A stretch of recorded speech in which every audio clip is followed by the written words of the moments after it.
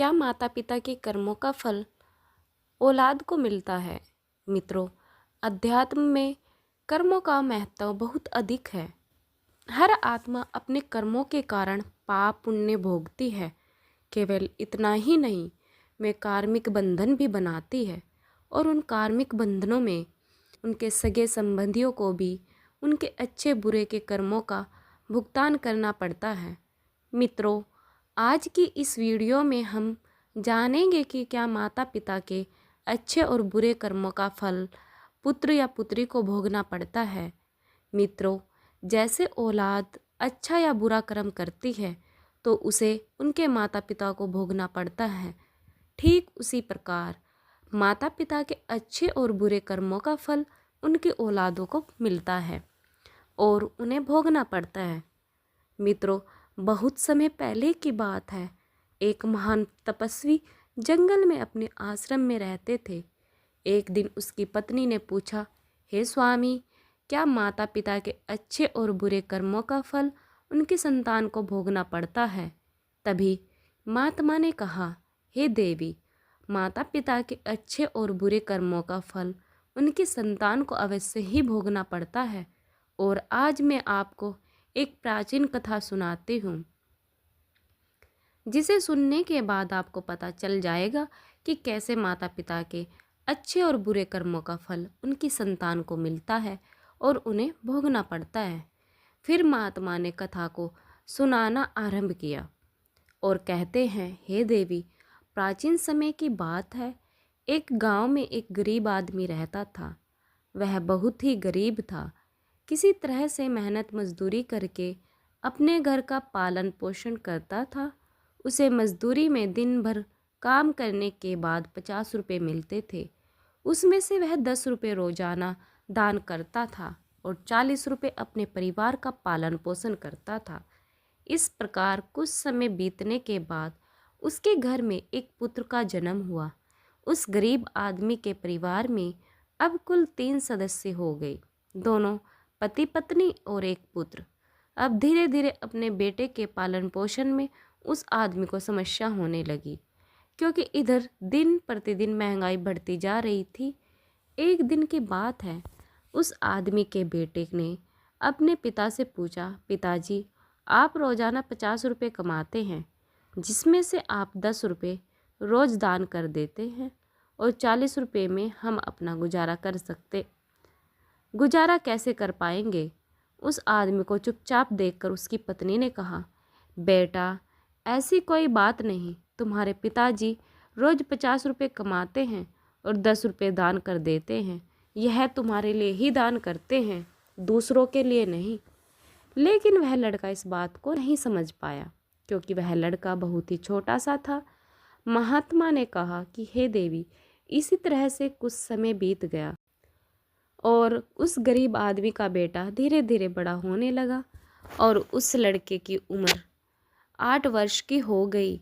इधर एक दिन वह आदमी काम करके शाम के समय वापस अपने घर लौट रहा था। तभी रास्ते में एक काला भैंसा आया और आकर उस गरीब आदमी को मारने लगा। उस भैंसे के मारने की वजह से उस आदमी की वहीं पर मृत्यु हो गई। जब उस आदमी की पत्नी और उसके बेटे को पिता की मृत्यु की खबर पता चली तो उनको बड़ा दुख हुआ।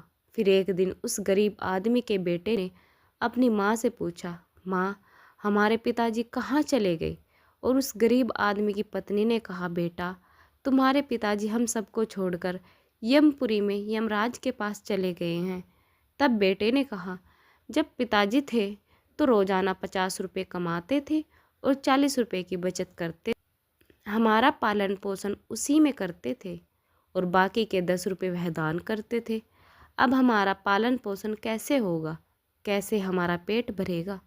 फिर माँ ने अपने बेटे से कहा, बेटा, जिस घर में गरीबी होती है उसका कोई सहायक नहीं होता, उससे सभी दूर भागते हैं सिवाय भगवान के, क्योंकि वही गरीबों की सहायक होते हैं।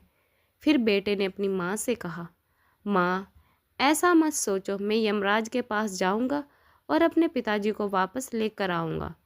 हमारी गरीबी देखकर यमराज को हमारे ऊपर अवश्य दया आ जाएगी और वह हमारे पिताजी को मेरे साथ अवश्य भेजेंगे उस छोटे से बच्चे की बात पर उसकी माँ ने ध्यान नहीं दिया। फिर एक दिन की बात है, उस गरीब आदमी की पत्नी अपने बेटे को घर पर अकेला छोड़कर गांव में काम करने के लिए चली गई। और उधर जो उसका लड़का था, उसने मन में सोचा कि मैं यमराज के पास जाता हूँ और अपने पिताजी को लेकर आता हूँ। ऐसा सोचकर वह लड़का अपने पिताजी को लाने के लिए अपने घर से चल देता है। उस लड़के को चलते चलते काफ़ी समय बीत गया। फिर उसे थकान का अनुभव हुआ और वह एक बहुत ही विशाल आम के पेड़ को देखकर उसकी छाया में जाकर बैठ गया। तभी आम के पेड़ ने मनुष्य की आवाज़ में कहा, बेटा तुम कौन हो और कहाँ जा रहे हो? मेरी छाया में आज तक तुम्हारे जैसा कोमल बालक नहीं आया। फिर उस लड़के ने कहा, मैं एक गरीब आदमी का बेटा हूँ और अपने पिताजी को लाने के लिए यमराज के पास जा रहा हूँ। उस आम के पेड़ ने जब उसकी यह बात सुनी तो उसने कहा, बेटा तुम मेरे लिए भी यमराज से एक प्रश्न पूछ कर आना कि मैं कई वर्षों से यहाँ पर लगा हुआ हूँ, लेकिन मेरा एक भी पत्ता ज़मीन पर नीचे नहीं गिरता और ना ही मेरी डालियाँ सूखती है। मैं कितने वर्षों तक और यहाँ पर रहूँगा? मैंने अपने पूर्व जन्म में ऐसा कौन सा पाप किया था जिस कारण से मुझे इस योनि से मुक्ति नहीं मिल पा रही है? इसका कौन सा कारण है?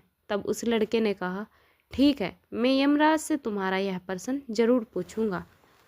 महात्मा ने कहा, हे देवी। इतना कहकर वह लड़का आगे बढ़ जाता है और चलते चलते रास्ते में उसे एक इच्छाधारी सर्प मिलता है।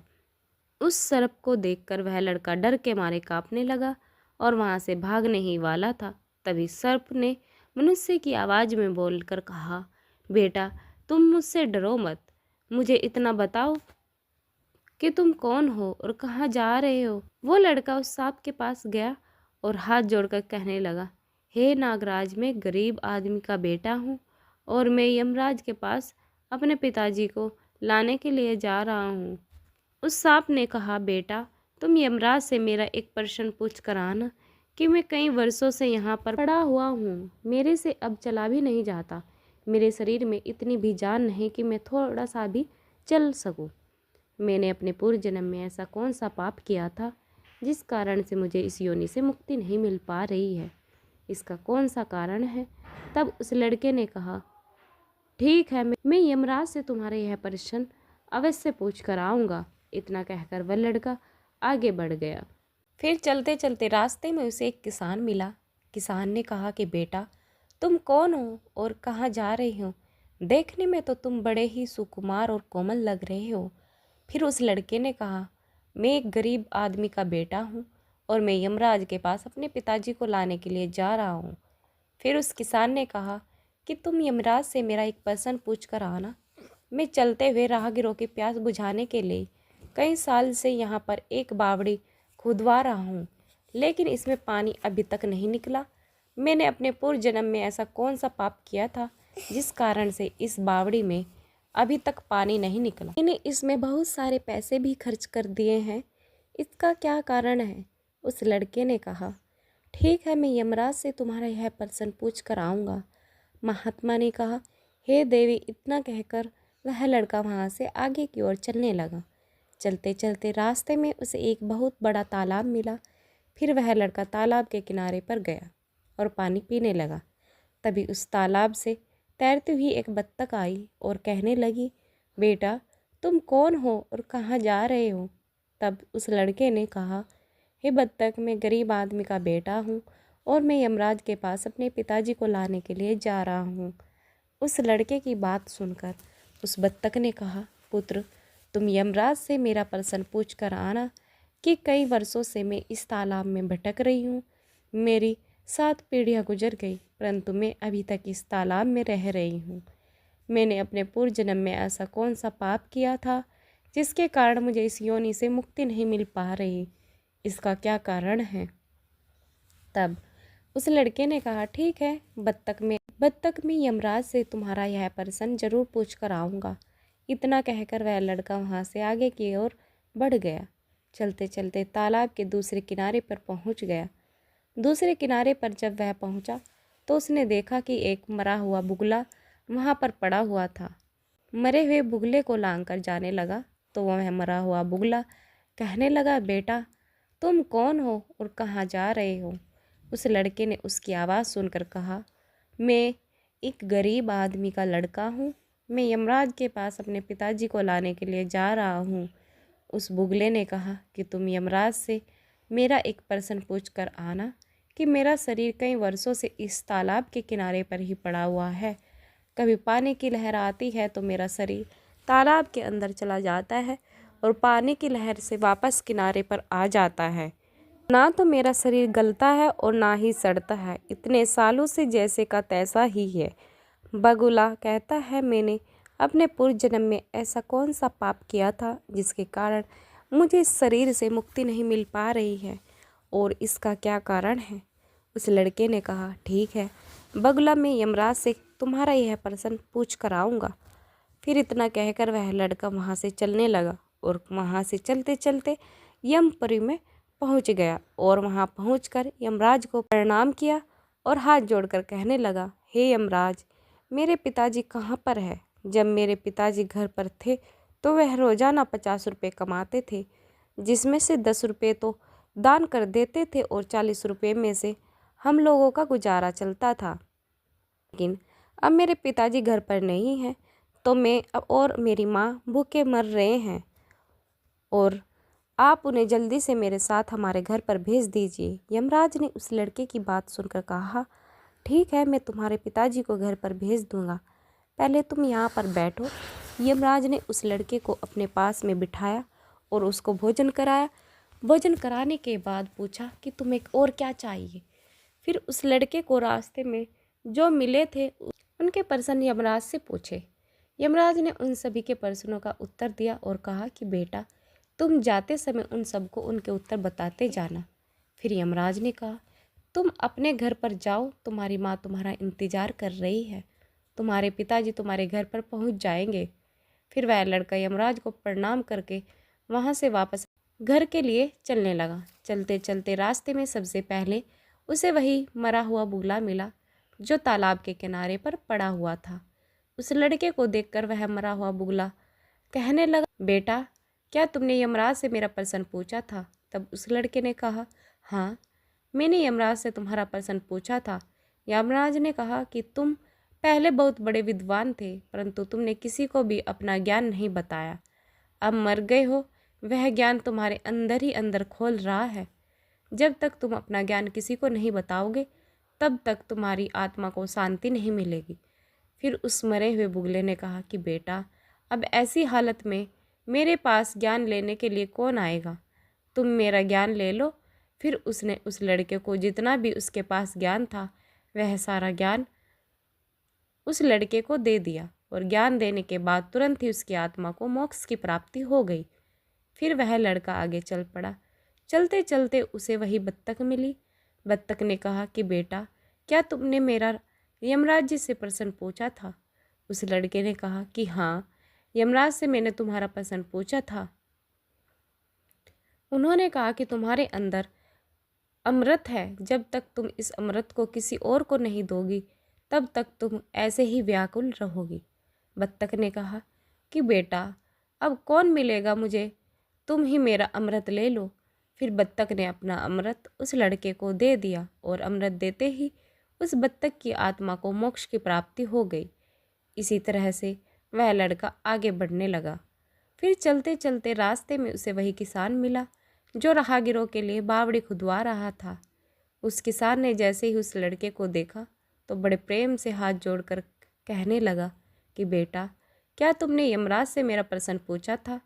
उस लड़के ने कहा, हाँ, पूछा था। यमराज ने कहा कि आपके घर में एक जवान कन्याकुमारी बैठी हुई है, जब तक आप उस लड़की का विवाह नहीं करोगे और कन्यादान नहीं करोगे तब तक बावड़ी में पानी नहीं निकलेगा। पहले जो तुम्हारा कर्म है उसे पूरा करो, जो ईश्वर ने तुमको दायित्व सौंपा है उस पर ध्यान दो। आप कन्यादान करो, उसके बाद इस बावड़ी को खुदवाना। फिर उस किसान ने कहा कि मैं अपनी लड़की के लिए लड़का कहाँ ढूंढने के लिए जाऊँ? तुम मुझे बहुत ही सीधे साधे स्वभाव के दिख रहे हो और सुंदर भी हो, देखने में बहुत ही अच्छे लग रहे हो, इसलिए बेटा तुम ही मेरी लड़की से विवाह कर लो। फिर उस किसान ने अपनी लड़की का विवाह उस लड़के के साथ कर दिया। फिर किसान ने अपनी लड़की को बहुत सारा धन दे दिया और विदा कर दिया। फिर वह लड़का आगे चला। चलते चलते रास्ते में उसको वही इच्छाधारी सांप मिला। उस सर्प ने कहा, बेटा, क्या तुमने यमराज से मेरा प्रश्न पूछा था? तब उस लड़के ने कहा कि हाँ, पूछा था। यमराज ने कहा कि तुम्हारे पास जो नागमणि है, तुम उस नागमणि को धरती पर नहीं उगलते हो और ना कभी किसी को दान दिया है। जब तक तुम इस नागमणि का दान नहीं करोगे, तब तक तुम्हारे शरीर ऐसे ही बना रहेगा। फिर उस सर्प ने कहा कि बेटा, मैं यह नागमणि किसको दूँ? इस नागमणि को तुम ही ले लो। फिर उस सर्प ने अपनी नागमणि को उस लड़के को दे दिया। नागमणि को देते ही उस सर्प की आत्मा को मोक्ष की प्राप्ति हो गई। इस तरह से वह लड़का अपनी पत्नी को लेकर फिर आगे चलने लगा। फिर चलते चलते रास्ते में उसे वही आम का विशाल पेड़ मिला, जिसकी छाया में उसने विश्राम किया था। उसने पूछा, बेटा, क्या तुमने यमराज से मेरा प्रश्न पूछा था? उसने कहा, हाँ, पूछा था।